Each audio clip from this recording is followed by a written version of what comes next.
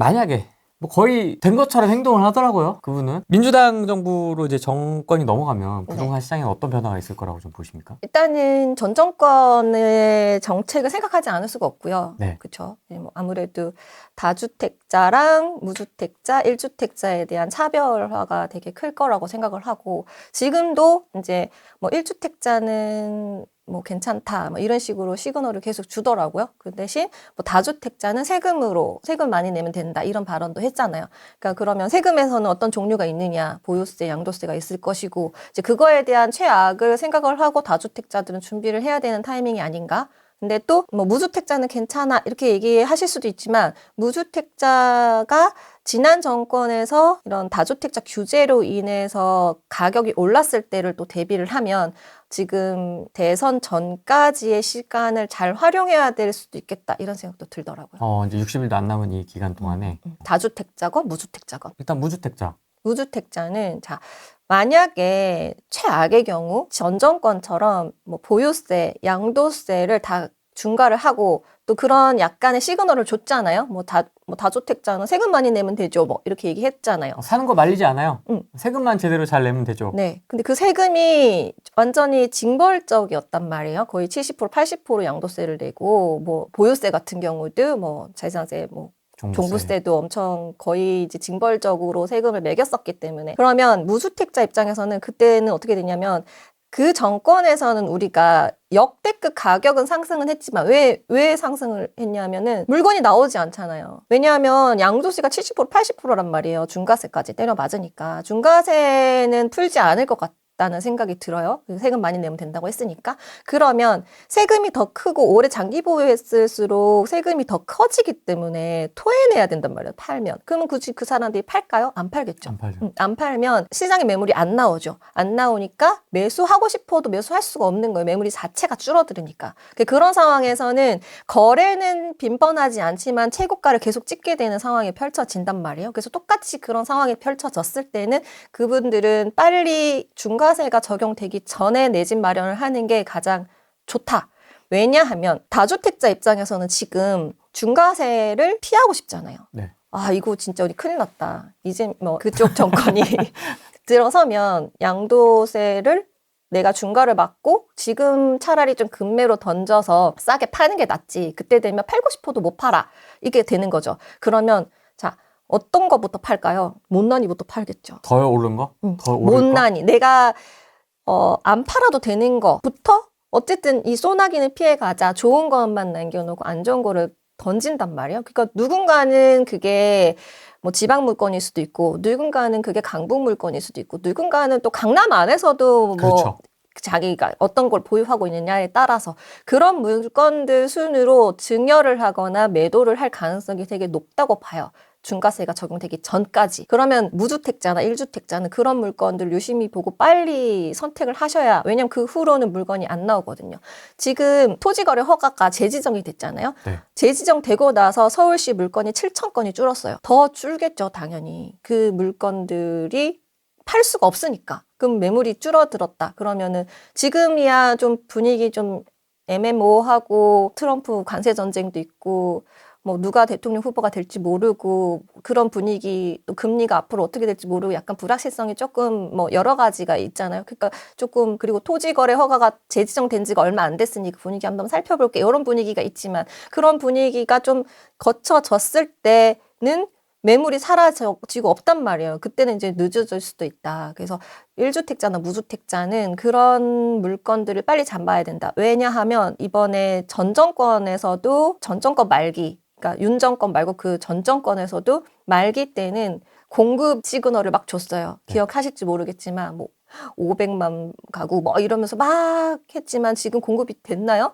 뭐 그때 뭐 모텔을 개조하겠다, 뭐 하겠다 막 계획은 거창했습니다. 하나도 안 됐죠? 네. 1기 신도시 뭐 2030년에 뭐 어쩌고저쩌고 했는데 지금 뭐 아직도 뭐 이주단지 안 됐죠? 되겠습니까? 네. 그리고 선발된데도 지금 뭐 이해관계가 안 맞아서 이제 뭐 업자 말자 뭐 이런 얘기도 있고. 그러니까 뭔가 그러니까 공급이 쉽지 않단 말이에요. 추진 아무리 관에 나서서 이렇게 한다 하더라도 그 사이에 엄청난 많은 변수들이 있기 때문에 생각대로 잘 되지 않는다. 그래서 지금 공급이 계속 부족해질 것들은 그냥 눈에 보듯 뻔하고 전전 정권이라고 해야 되는 거죠. 그러니까 그 정권에서는 말기에도 공급 시그널을 줬다. 그래서 앞으로 공급이 계속 부족할 거는 불보듯 뻔한데 그때까지 그 매물을 내줄 사람들은 다주택자밖에 없단 말이죠. 그 다주택자들도 사실 제가 지난번에도 말씀드렸지만 쫄리는 사람들은 다 팔았잖아요.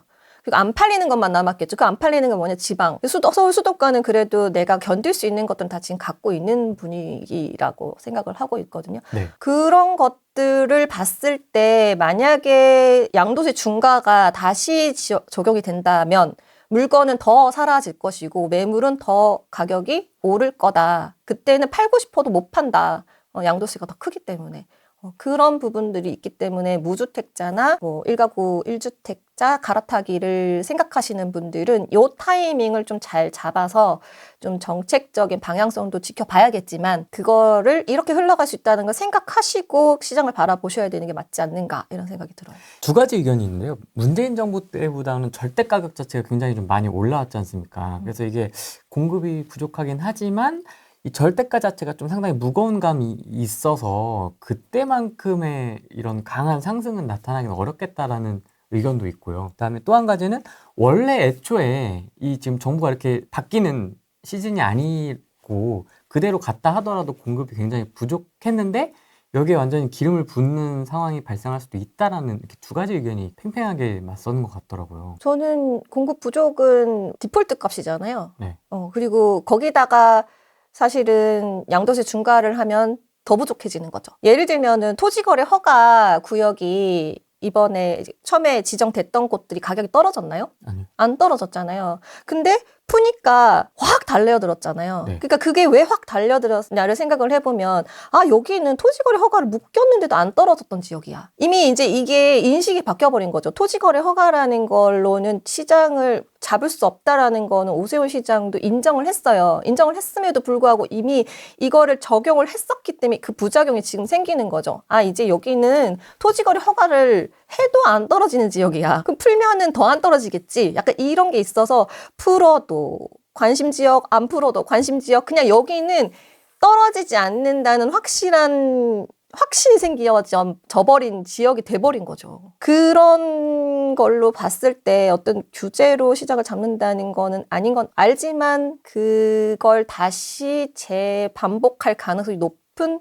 정권이라고 저는 보고 있어서 네. 기존의 신축 물량도 부족하고 이제 기존에 보유하고 있던 물건도 나오기 힘들어진 상황. 그래서 더 시장은 무서워지지 않을까. 겪어봤는데 진짜 또 그렇게 하면 그럴 것 같아요. 왜냐면은 그 시장과 상관없이 일단 다주택자는 죄악시하잖아요. 너네들은 가진 자니까. 근데 생각해 보시면 사실 세입자가 돈이 더 많으신 분이 더 많거든요. 물론 전세자금 대출을 활용하시는 분들도 있지만 전세자금 대출을 받지 않은 금액대의 전세도 훨씬 많아요. 그러니까 예를 들면은 뭐 매매가가 15억인데 전세가가 지금은 뭐 70, 80% 정도 되는 것들도 있고 뭐 상급지로 갈수록 뭐 전세가율은 더 낮아지겠지만 집주인보다 전세가율이 훨씬 그러니까 갭보다 전세가율이 더 높은 게 전세가 자체가 높은 지역도 많거든요. 그런 봤을 때는 누가 사회적 약자라는 부분에 대해서 조금 고민을 해볼 필요가 있다. 왜냐하면 만약에 전세가율이 60%라고 칠게요. 그러면 소유자는 40%의 자기 자본이 있고 전세 임차인은 60%의 자기 자본이 들어가는 거잖아요. 그런데 세금의 100%에 대한 세금은 40%를 재산을 갖고 있는 사람이 돼요. 그렇죠? 양도세도 그렇고. 그러니까 그게 누가 사회적 약자지? 그거에 대해서 한 번쯤 생각을 해봐야 되는데 네가 이 40%를 갖고 있고 이 100%에 대한 전체에 대한 소득에 대한 이득을 네가 가져가니 너는 나쁜 놈이야 라고 하는 게 좀 잘못된 인식이 아닌가. 그 인식을 바꾸지 않은 이상 좀 앞으로의 뭐 전세가, 월세가, 매매가가 상승하는 거는 찾기 힘들다. 저는 그렇게 생각해요. 바뀔 수 있을까요? 현대판 지주라고 생각할 텐데. 그래서 전세가 없어져야 된다고 생각해요. 전세가 제가 지난번에도 말씀드렸지만 월세랑 경쟁 상품이잖아요. 그러니까 만약에 우리나라에 전세가 없다고 치면 전세가 없으면 다 월세잖아요. 그러면 금리가 지난번처럼 막 올랐을 때 임대인들은 어떻게 할까요? 월세를 올리겠죠. 좀 올리면 돼요. 네, 올리면 되죠.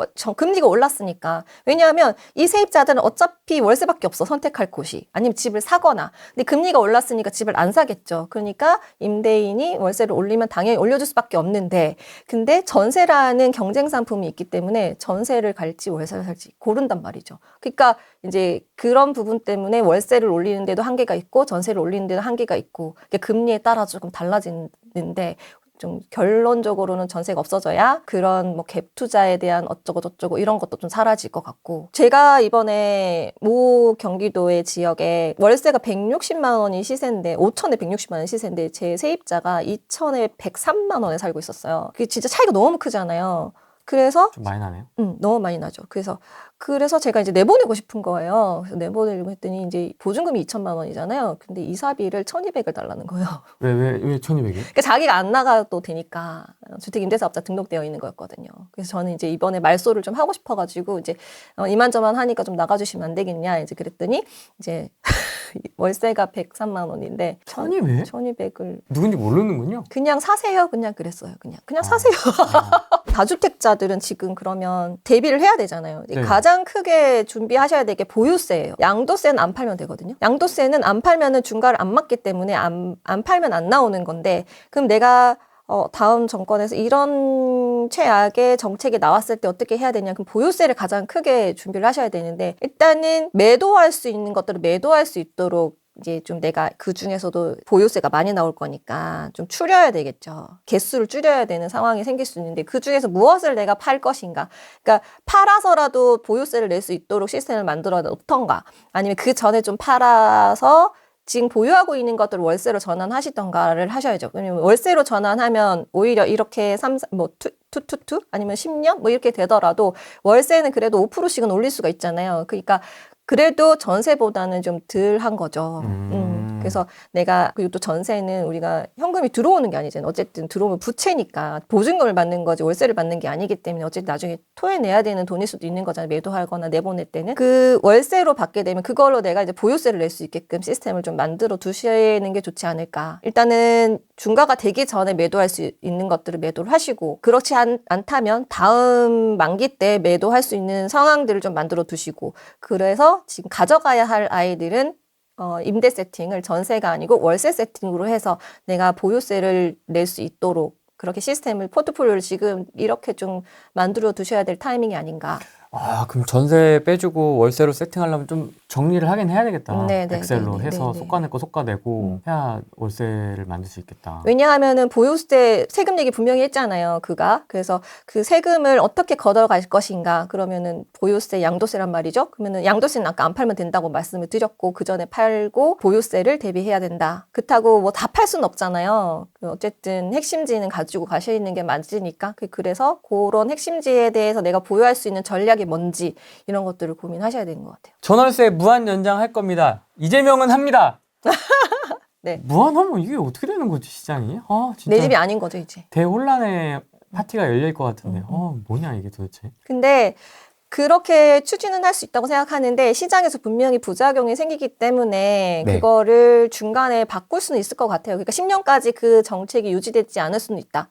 그래서 그 부분도 좀 생각을 해보시고, 하지만 그때까지 내가 어떻게 견딜 것인가. 그래서 그 부분도 그래서 제가 오늘 나와서 그 얘기를 꼭 하고 싶었던 거거든요. 지금 시장이 어수선하지만 지금부터 대선 전까지, 내지는 대선이 누가 당선됐든지 그때부터 정책이 시행되기까지는 한 2, 3개월이 걸리잖아요. 그 시기를 좀 잘, 내 포트폴리오를 진짜 이길 수 있는 포트폴리오를 지금 만들어 두실 타이밍이다. 그래서 그런 생각을 하고, 또 오히려 재개발이나 재건축은 또 타이밍이 될 수 있다. 왜냐면 다행히 오세훈 시장이 대선 출마를 안 한다고 선언을 했잖아요. 그렇다면 서울시장으로 계속 남는 거죠. 그러면 그가 진행했던 이제 정책, 신통이라든지 모아나 뭐 이런 것들은 계속 진행될 가능성이 높다. 그리고 그 정책의 변경이 될 가능성은 크지 않다. 왜냐하면 이런 재개발이나 재건축은 지자체장의 영역이거든요. 그러니까 지자체장이 어떻게 인허가를 해주냐에 따라서 이 정책이 계속 가느냐 못 가느냐가 좀 결정이 되는데 다행히 서울시장은 오세훈이다. 오세훈은 지금 서울을 재개발 재건축을 아주 하고 싶어 한다. 그래서 재개발이나 재건축 투자에 대한 것들은 좀 스탠스를 전략을 갖고 가시되 지난번에 말씀드렸던 것처럼 주택임대사업자를 활용하시던지 지금 아직 살아있으니까 재개발 같은 경우는 이제 아파트는 안 되지만 되잖아요. 그런 부분들을 해서 내가 재개발이 가능한 투자들을 좀 진행해서 좀 묻어두고 10년 이상 아니면은 내 자녀들을 바라보면서 서울은 신축이 귀해질 거니까 미래의 신축에 대한 투자를 세금 전략까지 다 해서 묻어주실 타이밍이 아닌가. 그거는 작년부터 계속 말씀드렸던 거니까 그거는 계속 유지.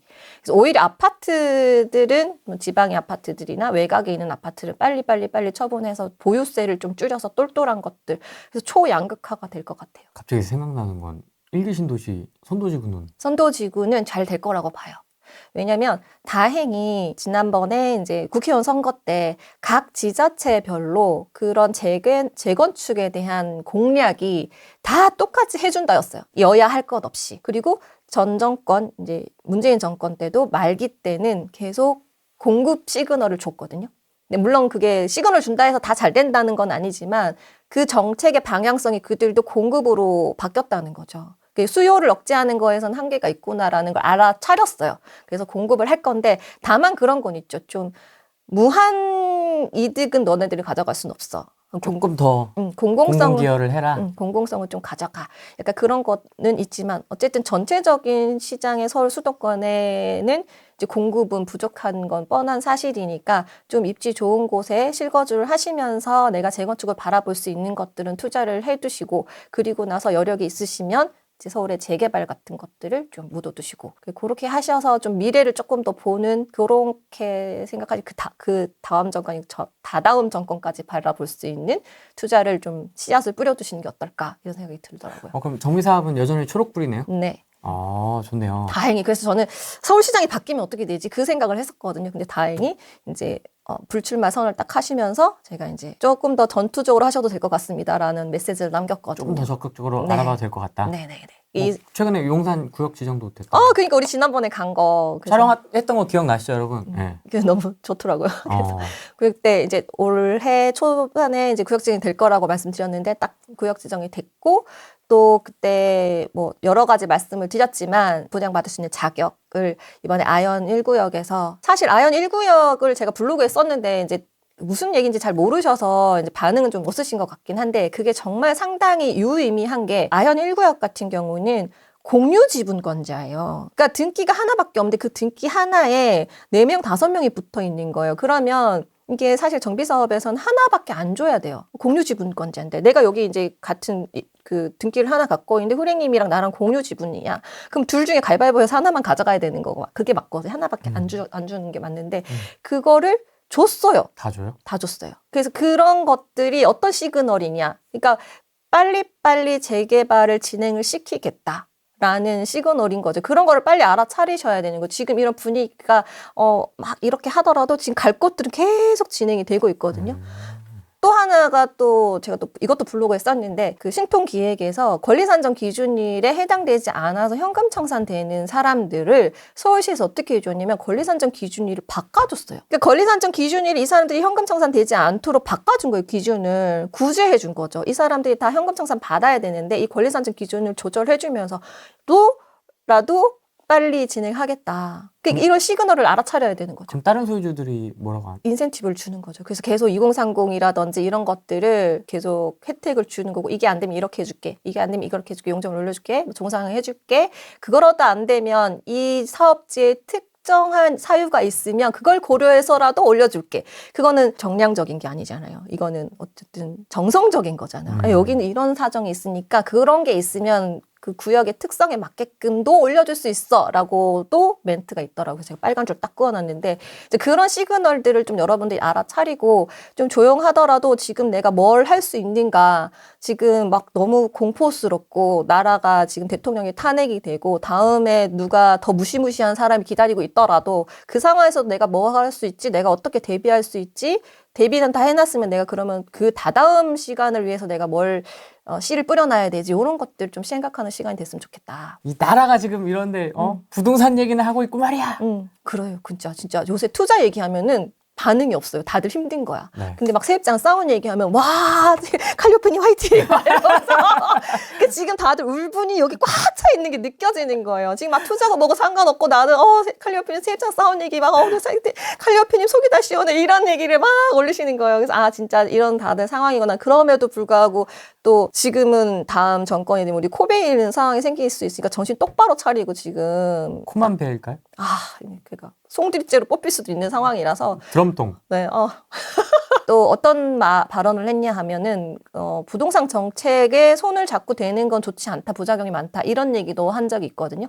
그러니까 기존에 있던 정책들에서 크게 손을 대지 않을 수도 있다. 뭐 이것도 그냥 생각을 어떻게 알겠어요. 우리가 트럼프가 무슨 생각을 하고 있는지, 푸틴이 무슨 생각을 하고 있는지, 파월의 생각을 우리가 어떻게 다 알겠어요. 하지만 정확한 거는 이제 그때가 되어봐야지 아는데 지금의 우리가 고려하는 것들은 최악을 자꾸 생각을 하게 되는 거니까. 왜냐면 너무 고생했기 때문에. 맞아요. 문재인 정부 때. 그래서 할 수 있는 거 하자. 일단은 내가 할 수 있는 거지. 포트폴리오 일단은 보유 수는 줄이는 게 맞다. 그래서 초양극화 시대가 될 것 같다. 지방이라든지 지금 좀 수도권에서도 좀 외곽지들은 좀 팔릴 가능성, 좀 처분하려고 하시는 분들이 많지 않을까. 저조차도 지금 당장 이제 주택임대 사업자들 말소되는 거는 이제 종부세 합산 대상이란 말이에요. 그러면은 뭘 팔고 얘를 가져가야 되고 뭘 팔고 얘를 가져가야 돼. 이거를 지금 생각하게 되거든요. 그 안에서도 서울권 안에서도 서울에서도 여기 거는 팔아야지. 그리고 그 대신 용산은 가져가야지.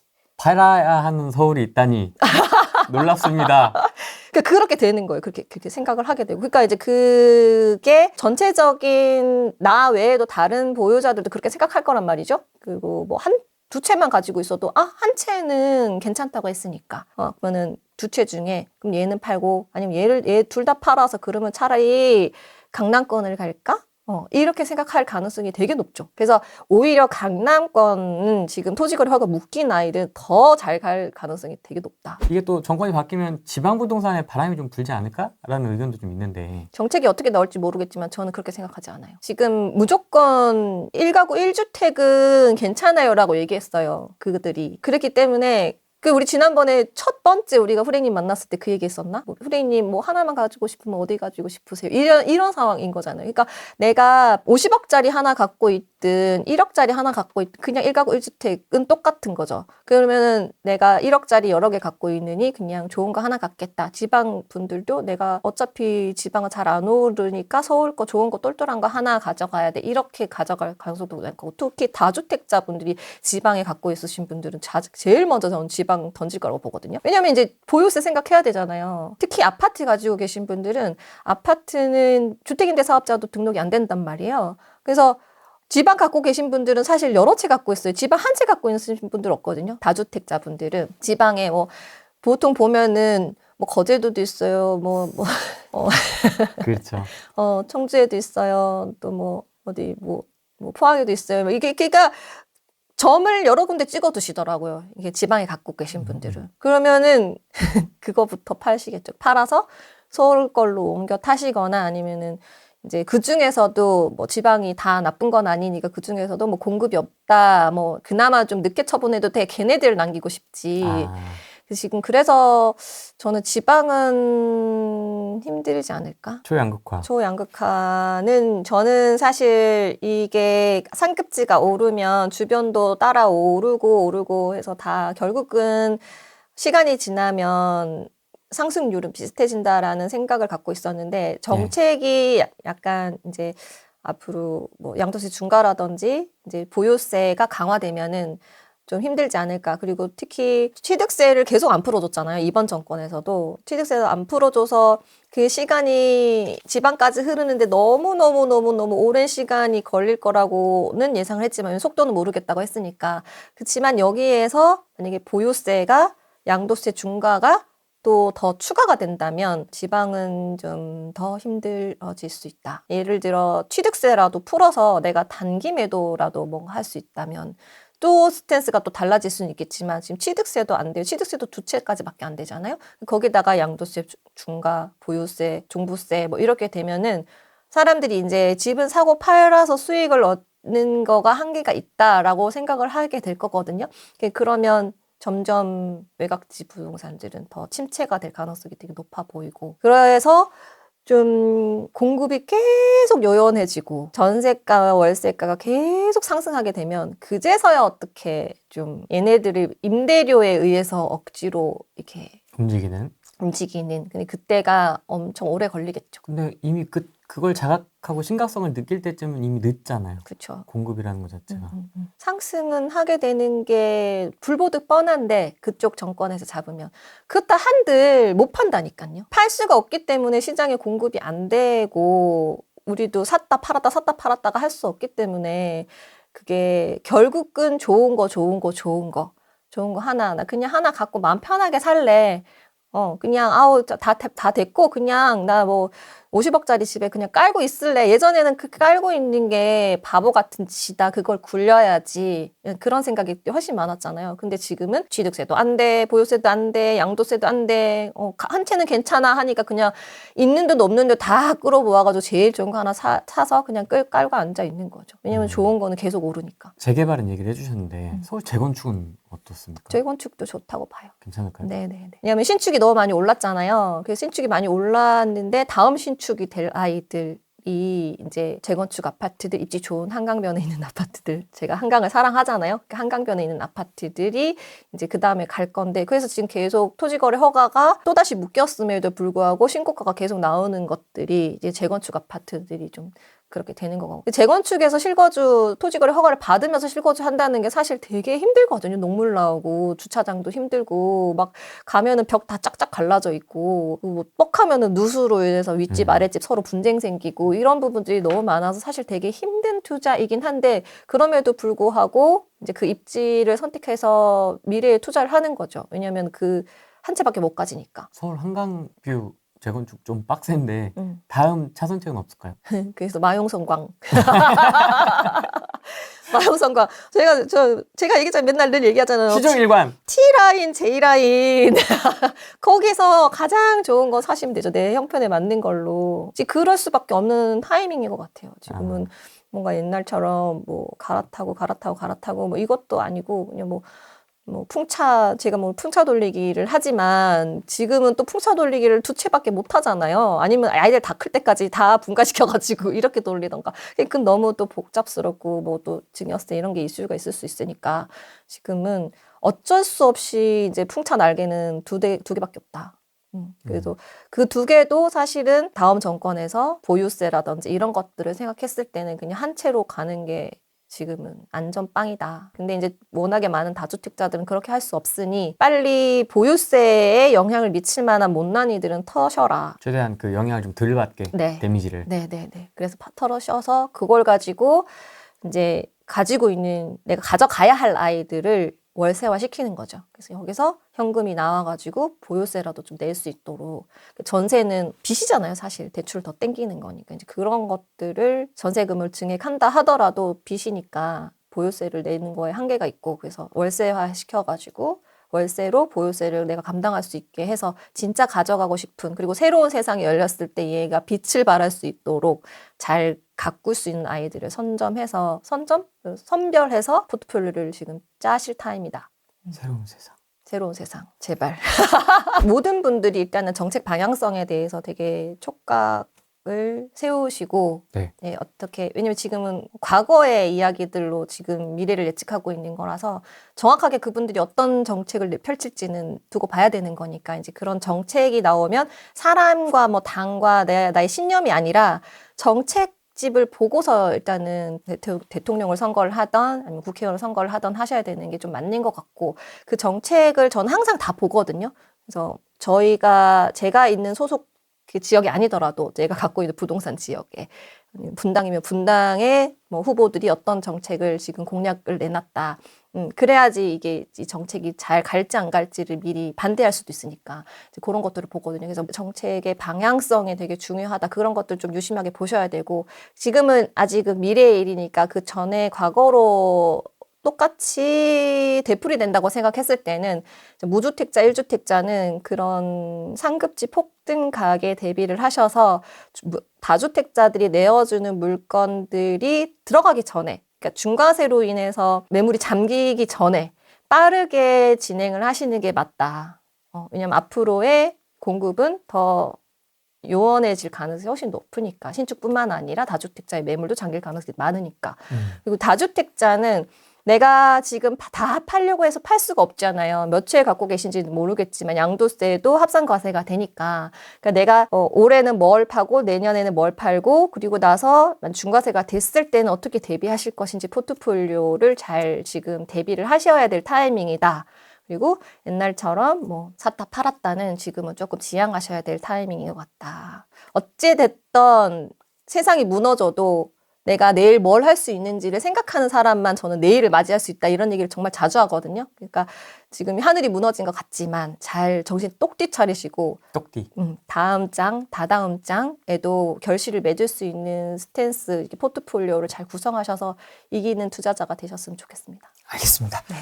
공약이 나오면 한번 또 모셔야 되나? 그런 생각도 좀 들고요. 그래서 최근에 안철수 후보가 이제 10대 공약을 내놨더라고요. 그래서 이렇게 봤더니, 네. 또 거기 또 이제 공급에 대한 뭐 3기 신도시를 더 만든다. 그래서 이 사람도 안 되겠다. 왜냐면 3기 신도시가 지금 됐나요? 안 됐잖아요. 근데 거기다 또 뭐 신도시를 또 얘기하더라고요. 그래서 어차피 안 될 사람이라. 네, 그래서 패스. 그래서 막 정리를 하다가 블로그 정리를 하려다가 안 될 사람인데 뭐 이러면서 그랬습니다. 알겠습니다. 오늘은 여기까지 하겠습니다. 고맙습니다.